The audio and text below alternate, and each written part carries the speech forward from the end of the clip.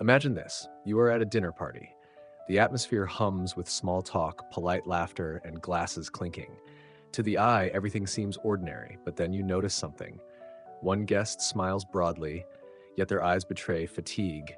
Another tells a joke, but their tone wavers ever so slightly, suggesting unease. Most people miss these cues. They rush through conversations, listening only for words, blind to the symphony of subtle signals all around them. But what if you could see more?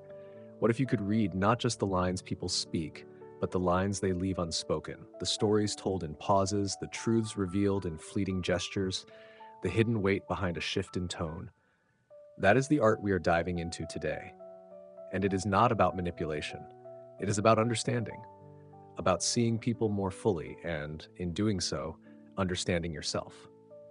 The ancient Stoics mastered this kind of observation, yet not with tricks or theatrics, but with grounded wisdom. They believe that the world constantly speaks to us through others, through events, through nature.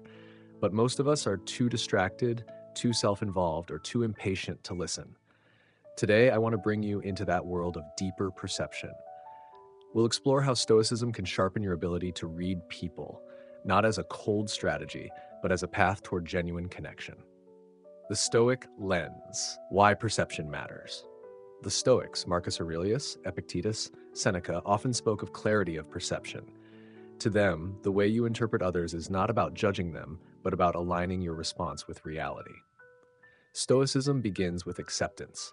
People are who they are, shaped by their circumstances, traumas, and beliefs. We cannot control them, but we can observe carefully and respond wisely. When you start looking beneath the surface, you step into a kind of silent dialogue. Marcus Aurelius once wrote that human beings are social animals. We are meant to understand and work with one another. Reading people is not about unmasking liars or catching faults. It is about compassion, strategy, and self-mastery. In modern life, this skill is indispensable. Imagine negotiating a contract, mediating a conflict, or even comforting a friend. Words alone rarely reveal the truth. True wisdom is seeing what others overlook. And that leads us to one of the simplest yet most powerful techniques: inviting someone to reveal themselves without them even realizing it. The gentle key: tell me more. 3 words. That's all it takes. Tell me more. You would be surprised how few people ever say this. We live in an age of rushing, interrupting, competing to be heard. But when you offer those words sincerely without judgment, you create a rare gift: space. When someone feels genuinely invited to share, they often go beyond superficial chatter. They begin revealing insecurities, values, and motivations they usually guard. In a negotiation, tell me more can uncover the emotional drivers beneath a business decision. In a friendship, it can lead to confessions of hidden fears. In family, it can heal old wounds. This is not manipulation. It is alignment with Stoic practice. The Stoics taught us to set aside ego, to observe rather than dominate. Asking someone to tell you more is not about extracting secrets, but about listening with humility. I have tested this countless times. A heated argument softens when you replace "you're wrong" with "tell me more." A closed-off colleague opens up when they sense you are listening, not preparing your counterattack. It is remarkable how dynamics shift once people feel heard. The Stoics believe that listening is an act of virtue, a practice of temperance and patience. It's about choosing not to react immediately, but to allow understanding to take shape. In this sense, every "tell me more" is a Stoic exercise in restraint and empathy. Performance versus authenticity.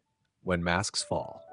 The truest insights about character come not when people are on stage, but when they think no one is watching. Consider a coworker who seems endlessly polite in meetings but snaps at assistants afterward, or a friend who is charming at a party but dismissive once the crowd disappears. These moments are revealing. Consistency is the hallmark of secure character. When someone treats everyone, waiter or CEO, stranger or close friend, with equal respect, it tells you they are comfortable with themselves.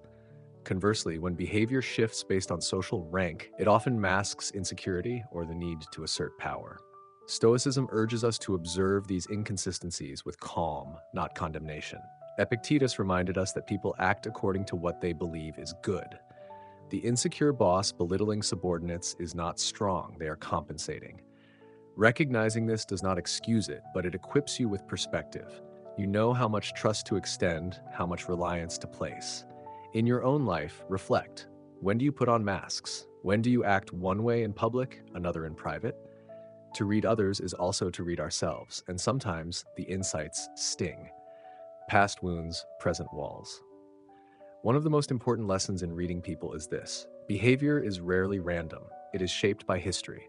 The guarded friend who hesitates to trust may not be cold by nature, they may carry scars from betrayal. The colleague who bristles at constructive criticism may have grown up in an environment where criticism meant humiliation. The partner who avoids vulnerability may have learned long ago that showing emotions led to rejection. If we stop at labels, they're shy, they're defensive, they're stubborn, we miss the truth. Stoicism encourages us to seek the why behind behavior, not to excuse wrongdoing, but to understand its origin. When you recognize that someone's wall was built by pain, you can approach them with more empathy. This is how you balance compassion and caution. You do not allow someone's wounds to harm you, but you also do not harden your heart unnecessarily. You see clearly, respond wisely, and keep your peace. The subtle power of tone. Words are obvious. Tone is revealing. Think of a colleague who is usually upbeat. Mid-conversation, their voice dips, or a friend whose cheerful words are betrayed by a sudden tightening in pitch. These tonal shifts are windows into the unspoken. They reveal unease, self-doubt, or hidden conflict. Why is this important? Because words alone can mislead. A person might say, "I'm fine," but the softness of their tone whispers otherwise. They might declare confidence, yet their trembling voice exposes uncertainty. Learning to hear tone is like reading between the lines of reality, and here Stoicism again proves useful. A Stoic does not cling desperately to words. They observe calmly, noting without immediate judgment. They see tone as part of the whole picture. When you notice a tonal shift, you gain an opportunity to ask a thoughtful question, to offer reassurance, or simply to stay silent long enough for truth to emerge. You don't accuse, you invite. This is also a mirror. How often do we betray ourselves through tone? How often do we say yes when we mean no, or laugh while hiding pain? To hear others better is to become more mindful of our own contradictions. Actions. When the spotlight fades. Consider another example. You see someone acting generous at a crowded table, pouring drinks, laughing warmly. Hours later, when the guests leave, you notice how they treat the staff cleaning up. Do they thank them sincerely or dismiss them curtly? These small, unguarded acts reveal character more than grand speeches ever could. Stoics believed in judging not by words, but by deeds. And often the deeds that matter are the quiet ones, when there is no applause, no reputation to polish. In modern society, where image is curated endlessly online, these hidden acts are more important than ever. If you want to know someone, watch how they behave when no one is keeping score. The Stoic practice of non-judgmental observation. Here's the paradox. To read people deeply, you must suspend quick judgment. Observation, not condemnation, leads to insight. When you notice someone's insecurity, their defensiveness, their tonal slips, it is tempting to label or criticize, but Stoicism advises restraint. Marcus Aurelius often reminded himself, when you meet someone difficult, remember, they act as they believe is good. It is not for you to rage, but to understand. This practice of calm observation transforms how you see the world. People become not obstacles, but studies. Their actions are lessons, warnings, and sometimes mirrors reflecting your own flaws. And here lies the beauty. The more you observe others without judgment, the more you learn about yourself. Body language, the silent conversation. Words are only a fraction of communication. The Stoics knew that truth often hides in what people cannot disguise, the body. Think of the small tells. Crossed arms when a topic grows uncomfortable, restless tapping of the foot during silence, or the quick glance toward the exit when someone feels trapped. These signals, subtle as they are, reveal more than words often do. Seneca once wrote that the body often betrays the soul. And it's true, a smile can be faked, but the tension in shoulders is harder to conceal. A boastful claim may impress, but the nervous twitch of the hand gives it away. But here's the key. You must watch without paranoia. Reading body language is not about becoming a human lie detector. It is about being present enough to notice.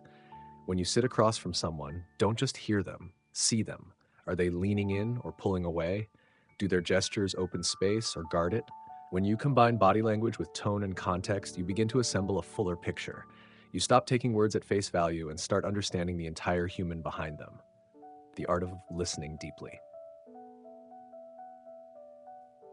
There's a reason why most people are not good at reading others. They don't truly listen. They are too busy planning their next reply, defending their ego, or rehearsing their clever remark. The Stoics viewed listening as a moral practice. To listen is to honor another person's existence, to acknowledge that their perspective matters. Deep listening is not passive silence. It is active presence. It's eye contact without distraction, subtle nods that encourage, pauses that allow people to find their words. It's asking questions without hidden agendas. When you listen this way, people reveal themselves freely. They feel safe to share not only facts, but emotions, dreams, and fears. This is where true reading happens, not in prying, but in allowing. And here's the paradox. The more you practice listening, the more you understand, even when others say nothing. Silence itself becomes meaningful. Avoidance, the hidden language of distance. Sometimes what people don't do is more revealing than what they do. Avoidance is its own language. Notice how a colleague changes the subject whenever accountability is raised, or how a friend consistently avoids gatherings where deeper conversation might occur. These patterns are not coincidences. They are shields. Stoicism teaches us not to be frustrated by avoidance, but to interpret it calmly. If someone evades eye contact, it might be shame, insecurity, or unresolved conflict. If they dodge certain topics, it could be past wounds resurfacing. Here, compassion matters. Instead of cornering them, a Stoic approach is patience. You observe, you recognize, and you choose your response wisely. Sometimes you wait until they are ready. Sometimes you accept that they may never be. Avoidance reminds us that everyone carries battles unseen. To read it is not to force answers, but to respect the invisible struggles behind it. Humor. The double-edged signal. Laughter is one of humanity's greatest connectors, but it is also a mask. Humor can be joy, but it can also be deflection. A friend who jokes about failure may be secretly terrified of it. A coworker who mocks others might be projecting insecurity. The class clown often hides loneliness. This does not mean all humor is deceptive, but Stoicism urges us to look beneath. Ask, does this laughter unite or divide? Does it express warmth or conceal pain? I remember a mentor once telling me, listen not just to the joke, but to the silence after the laughter. Often, it is in that silence that the real story lies. When you learn to read humor, you learn to see the vulnerabilities people rarely admit, and with that insight comes responsibility to treat it gently without exploitation. Apologies. Sincere or strategic? How someone apologizes reveals volumes about their character. A genuine apology acknowledges harm without excuses. I was wrong, and I will do better. A shallow one shifts blame. I'm sorry if you felt hurt. Notice the difference. The first takes responsibility, the second avoids it. Stoics valued honesty and accountability. They believed that character is proven not in perfection, but in correction. A sincere apology signals humility. A hollow one signals pride disguised as virtue. When reading people, pay attention to how they handle mistakes. Do they admit fault quickly or hide behind rationalizations? Do they change behavior afterward or repeat the same pattern? The Stoic reader is not fooled by words alone. They watch whether action follows, because in the end, only deeds prove sincerity. Promises, the currency of integrity. If apologies reveal the past, promises reveal the future. A promise is a test of integrity. Some make them casually, never intending to follow through. Others make them rarely, but when they do, you can trust them like stone. Reading people means observing how often words align with actions. Do they show up when they said they would? Do they keep commitments even when inconvenient? Marcus Aurelius reminded himself that a man's worth is measured by what he does when no one compels him. Promises are exactly that, a chance to act with no compulsion but one's own honor. In a world where words are cheap, consistency is rare. Train yourself to notice it, not to judge harshly, but to discern wisely whom you can truly rely upon. Embracing uncertainty. The Stoic secret here lies the paradox of all this. You can learn countless techniques, tone, body language, humor, promises, but you will never read people with absolute certainty. Human beings are too complex, too layered, too shifting. Even the wisest Stoic admitted that the human soul is partly hidden, even from itself. Marcus Aurelius, Emperor of Rome, confessed that he often could not understand his own mind, let alone another's. So why bother? Because the act of observing, listening, and reflecting is not about control, it is about growth. You learn not only about others, but about yourself. You learn patience in listening, humility in observation, and compassion in judgment. Reading people the Stoic way means embracing uncertainty while still paying attention. It is less about having answers and more about cultivating awareness. And that awareness transforms relationships, choices, and ultimately, your own character. The mirror of others. Here is perhaps the most profound Stoic insight. When you learn to read others, you are also reading yourself. The impatience you spot in another may mirror your own. The defensiveness you notice might remind you of times you resisted truth. The laughter that hides pain may echo your own attempts at disguise. This is why Stoicism places so much emphasis on reflection. Observing others without judgment allows you to confront your own flaws without despair. You begin to see life as a classroom where every interaction is a lesson. So when you read people, don't just ask, what are they revealing? Ask also, what am I learning about myself? The world is overflowing with signals, tones, silences, gestures, hesitations, contradictions. Most people miss them because they are too busy speaking, reacting, or defending. But you, if you choose, can see more. Reading people through the lens of Stoic philosophy is not a trick, not a hack, not manipulation. It is a discipline of presence. You learn to listen when others interrupt, to notice when others look away, to remain calm where others rush to judgment. And as you do, you gain a rare power, not control over others, but clarity over yourself. You become someone who responds instead of reacts, someone who discerns instead of assumes. In a world of noise, you become an observer. The Stoics would say this is true freedom, not being swayed by appearances, but guided by truth. So next time you sit across from a friend, a colleague, or even a stranger, remember, the real conversation is not only in what is said, but in what is shown, hidden, or left unspoken. To read others well is to live more wisely yourself.